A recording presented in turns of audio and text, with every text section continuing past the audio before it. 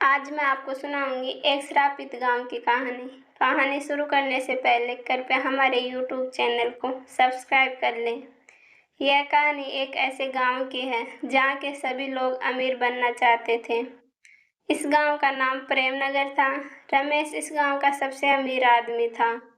यहाँ के लोगों को केवल अपने काम से मतलब था। ऐसे लोगों को अक्सर स्वार्थी लोभी कहा जाता है। इस गांव के बीचों बीच एक पीपल का पेड़ था जो काफी घना था। इस पीपल के पेड़ के नीचे एक चबूतरा था। एक दिन एक बुढ़िया भीख मांगते हुए प्रेमनगर गांव में पहुंच जाती है। वह रमेश के दरवाजे पर जाकर भीख मांगती है। बुढ़िया कहती है कि बेटा कुछ खाना दे दो, मुझे बहुत तेज भूख लग रही है। भगवान तुम्हें और पैसे देगा। रमेश जो कि काम पर जा रहा था बुढ़िया से कहता है कि अभी मैं काम पर जा रहा हूँ, आप यहाँ से जाओ।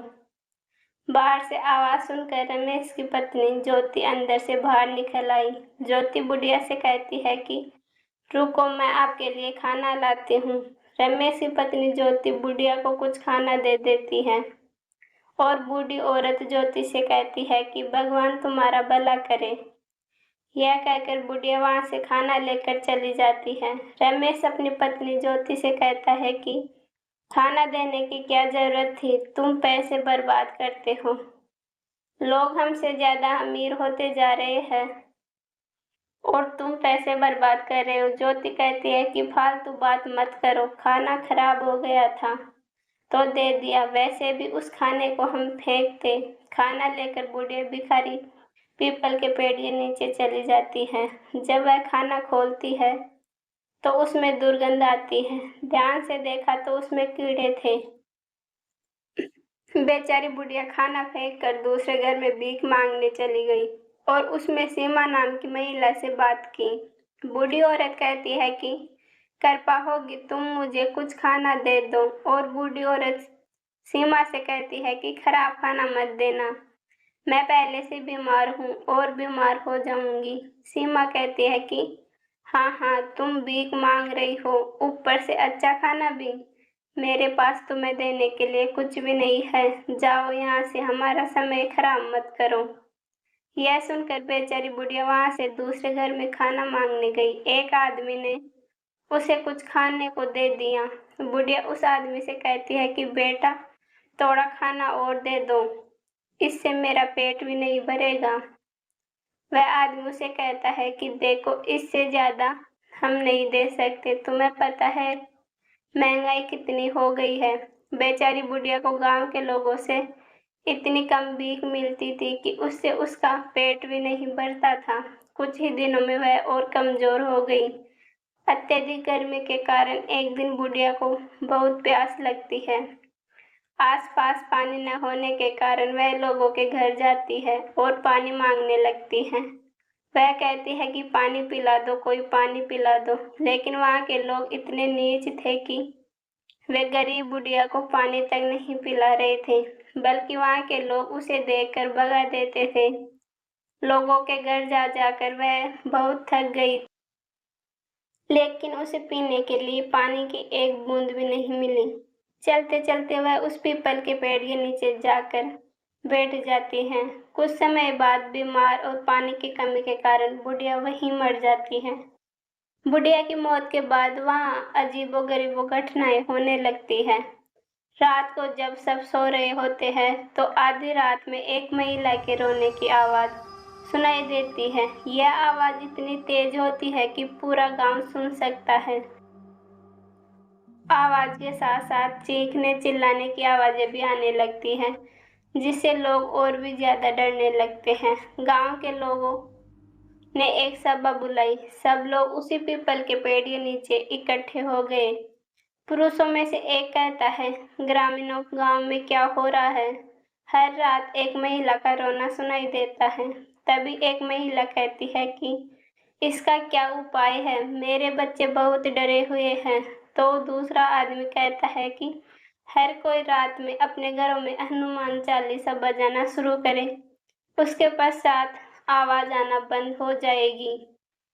लेकिन एक दिन रमेश उस पीपल के पेड़ के नीचे जा रहा था कि उसकी कार खराब हो गई। जो पीपल के पेड़ के नीचे से गुजरता था उसकी तबीयत खराब हो जाती थी और तेज बुखार आ जाता था। कभी उस पेड़ के नीचे हंसी की आवाज़, कभी रोने की आवाज़ और कभी किसी से बात करने की आवाज़ आती थी। यह सब बातें लोगों के अंदर डर को और ज़्यादा बढ़ा रही थी। एक दिन अचानक गांव में पीपल के पेड़ के पास रहने वाला एक व्यक्ति कुछ दिनों के लिए लापता हो जाता है और थोड़े दिनों बाद सुबह उस व्यक्ति का शव पीपल के पेड़ के नीचे पड़ा मिला। इस बात से ग्रामीण और ज्यादा डर गए। कमला गांव वालों से कहती है कि शाम ढलने के बाद कोई घर से बाहर नहीं जाएगा। गांव में हर कोई अपने घर का दरवाजा बंद रखेगा ताकि कोई लापता न हो जाए। रमेश कहता है कि उस पीपल के पेड़ के नीचे मत जाना, भूल से भी, वहां पर भूत रहता है, वहां पर कुछ भी हो सकता है। पूरे गांव में मानो मातम सा छा गया हो। रमेश गांव के कुछ लोगों को लेकर एक साधु के पास जाता है और साधु बाबा को गांव की पूरी घटना के बारे में बताते हैं। तभी साधु बाबा कहता है कि आपके गांव पर एक बूढ़ी औरत का श्राप है जो भिक्षा न देने के कारण भूख और बीमारी से मरकर डायन बन गई है और अब सभी गांव वालों को सता रही है। और बाबा कहता है कि आपके गांव में जो कुछ हो रहा है दोस्त तुम सब गांव वालों का है। तुमने अपने लालच और क्रूरता के कारण एक बीमार और गरीब बेसहारा बुढ़िया को मार डाला। आप लोग उसे 2-4 रोटी भी नहीं दे सके जिससे उस बेचारी की जान चली गई और अब वह अपना बदला ले रही है। ग्रामीण डर जाते हैं और साधु बाबा से पूछते हैं कि बाबा जी क्या इसका कोई इलाज नहीं है। बाबा उन्हें कहता है कि हवन पूजा आदि का इंतजाम करना होगा तब शायद कुछ हो। तब सारे गांव वाले कहते हैं कि ठीक है, हम सब तैयार हैं। हवन पूजा शुरू हुआ। साधु के मंत्र उपचार से डायन प्रकट हुई। डायन कहती है कि हे साधु, तुम इस मामले में क्यों पड़ रहे हो? तुम अपने रास्ते जाओ, नहीं तो तुम्हें भी मौत मिलेगी। साधु बाबा कहता है देखो, एक इंसान से गलती हो जाती है। तुम मुझे बताओ कि तुम्हें क्या चाहिए। चलो तुम्हारे नाम से एक मंदिर बनवा देते हैं। लोगों को परेशान करना बंद करो। डायन मुस्कुराते हुए कहती है जब मैं जिंदा थी तब तुम मुझे कुत्ते से भी बदतर बना दिया था और अब तुम लोग मुझे देवी देवताओं के बराबर का दर्जा दे रहे हो। मैं इसके लायक नहीं हूँ, मैं डायन हूँ। साधु बाबा कहता है कि कोई तो उपाय होगा कि तुम गांव वालों को छोड़ दो। डायन कहती है कि एक उपाय है, इन सब पापियों को गांव छोड़ना पड़ेगा, नहीं तो सब मारे जाएंगे और तुम भी चले जाओ क्योंकि अपराधियों के साथ निर्दोष लोग भी मारे जाते हैं।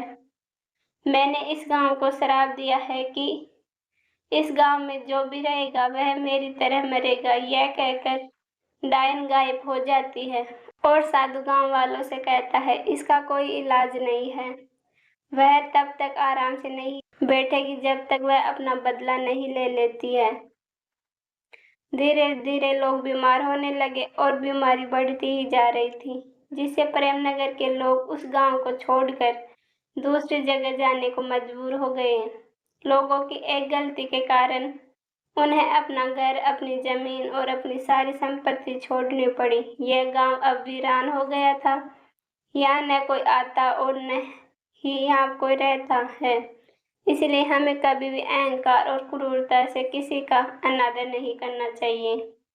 यह थी श्रापित गांव की कहानी। ऐसी ही और मज़ेदार व अनोखी कहानियाँ सुनने के लिए हमारे चैनल को सब्सक्राइब करें। धन्यवाद।